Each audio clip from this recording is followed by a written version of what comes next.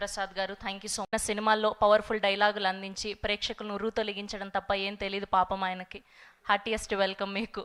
And అలానే ఇప్పుడు ఈ సినిమా ఎడిటర్ కాకపోతే రాగానే స్రవంతి గారు పాపం హరీష్ అన్నారు. అనగానే సరేలే మొన్న సినిమా అనుకున్నంత ఆడలేదు కదా, అందుకే పాపం అన్నారేమో అనుకున్నా. తర్వాత వచ్చిన అందరికీ అనేశారు.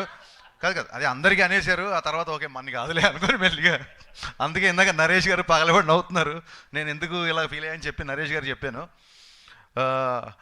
రాధాకృష్ణ గారు, యమునా తీరం సంధ్యారాగం నిజమైన కళ్ళు నీలా రెండు కళ్ళలో, ఈ పాట one of my all time top 3లోనో టాప్ 1లోనో ఉంటుంది. అంటే ఇళయరాజా గారి పాట తర్వాత నేను ఎక్కువగా వినే పాట ఇదే.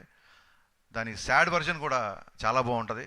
యమునా తీరం సంధ్యారాగం, సెలవన్న ఈ కళలు సెలయేరైన కళ్ళతో, వేటూరి గారు సేమ్ ట్యూన్కి అద్భుతంగా 2 వర్షన్స్ సార్. ఈ 2 పాటలు ఎప్పుడు నేను వింటుంటాను sir. Thank you so much. అంటే మన కళ్ళలో చాలా తక్కువైనా సరే మీ పాట ఎప్పుడు మా జీవితంలో ఒక పాట అయిపోయింది. థ్యాంక్ యూ సో మచ్ అండి. Welcome back. మీరు మళ్ళీ ఇలాంటి పాటలు ఈ సినిమాతో చేస్తున్నారని తెలిసిందే. మీరు మళ్ళీ ఈసారి గట్టిగా నిలబడాలి. తెలుగు తెలిసిన వ్యక్తి, తెలుగు సంగీతం, తెలుగు సాహిత్యం తెలిసిన వ్యక్తి, మీరు మరింత బిజీ అవ్వాలని మనస్ఫూర్తిగా కోరుకుంటున్నాను సార్.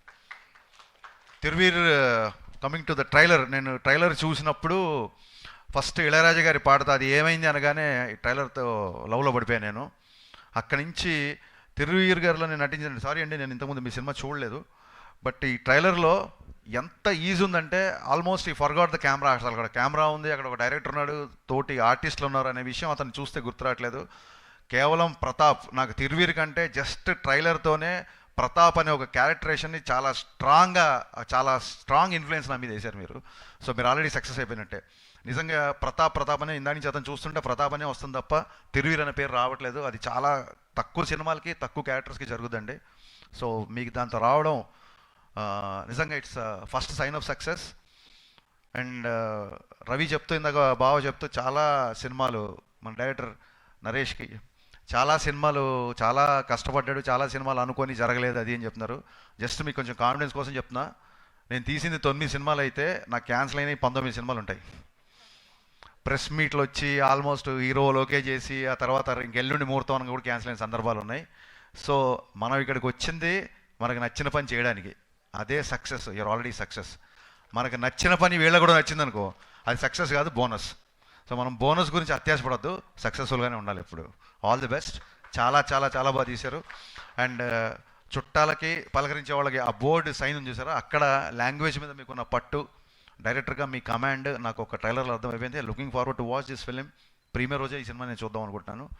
ఆల్ ది బెస్ట్ అండి. Super everything is so perfect.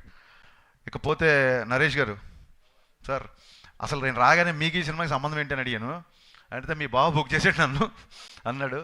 But ఆయన సరదాగా అన్నా సరే నిజంగా ఎంత పాజిటివ్ మైండ్తో వస్తారంటే ఆయన, నేను ఒక 10 ఏళ్ళ నుంచి వస్తున్నా, ఎన్ని సినిమాలకి ఆయన పిలవగానే వచ్చి బ్లెస్ చేస్తారంటే, బేసిక్గా సినిమా అంటే ప్యాషను, ప్రాణం. నరేష్ గారు సో ఇన్స్పైరింగ్ అండి.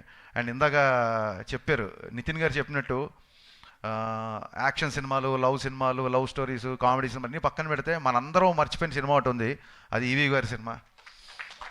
నిజంగా మీకు చాలాసార్లు చెప్పాను, బట్ మళ్ళీ ఒకసారి చెప్పాలనుకుంటున్నా. నేను సినిమాల్లోకి రావాలి, లేదా హరిశంకర్ డైలాగులు బాగుంటాయి, నేను డైలాగ్ రాయాలి అన్న ఫస్ట్ సంకల్పం నాకు కలిగింది ఈవీ గారి సినిమాల నుంచే.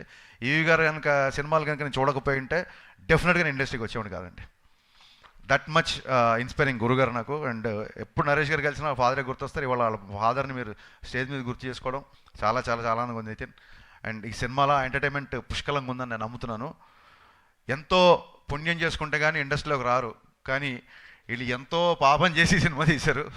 సో పాపం ప్రతాప్ బ్లాక్ బస్టర్ అయ్యి థియేటర్లకి జనాల్ని మళ్ళీ బాగా రప్పించి, You're sinking.